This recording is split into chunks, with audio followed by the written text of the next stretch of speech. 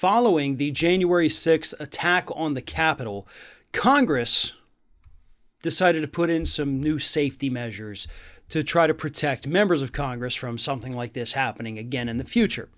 One of the things they did, which kind of shocking this wasn't already a thing that they did, is they installed metal detectors. Again, why was this not already a thing? Like, you walk into any courthouse in the country, federal building, there's a metal detector. Republican lawmakers have advocated putting metal detectors in schools. You walk into Disney World, you got to go through a metal detector. And in many cases, a metal detector and a pat down just to go on Splash Mountain. But we didn't have one for Congress, but now we do. So, okay, nice to know we're finally catching up with the security of Disneyland. But nevertheless, Republicans don't want to walk through the metal detector. Because you have Republican nimrods like Republican Representative Lauren Boebert, who wants to bring her gun into Congress. Made an ad shortly before she got to D.C. saying she was going to carry her gun into Congress. And then on January 6th, where, hey, that gun may have come in handy to get some people to back off you. Yeah, you were nowhere to be found. So your whole argument for wanting to bring it to the floor of Congress, you already proved that that's not true.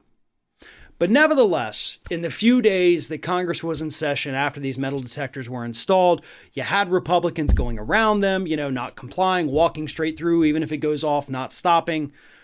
And nothing was done to them because apparently security in the Capitol was still a complete joke. So Nancy Pelosi finally decided to hit these Republicans where it hurts, their wallets. Because the only thing these people know is money. Only thing these people know about is money. They don't know money. They're very bad at money.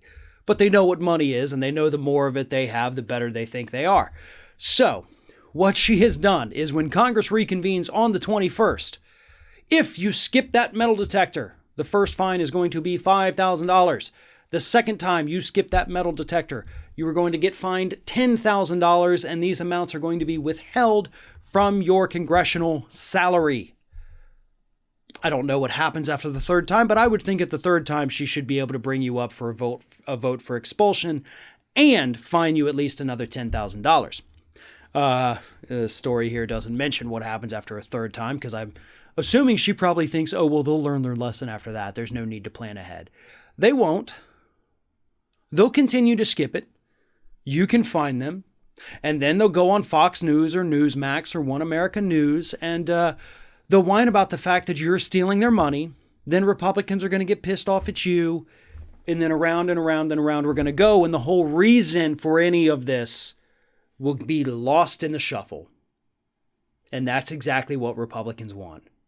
That's what they want. They want a reason to get the public to be pissed off at Nancy Pelosi that doesn't involve her, enacting policy. Just hate her as a human being. Because if they actually looked at her policies, they'd realize, hey, Nancy Pelosi's an awesome Republican.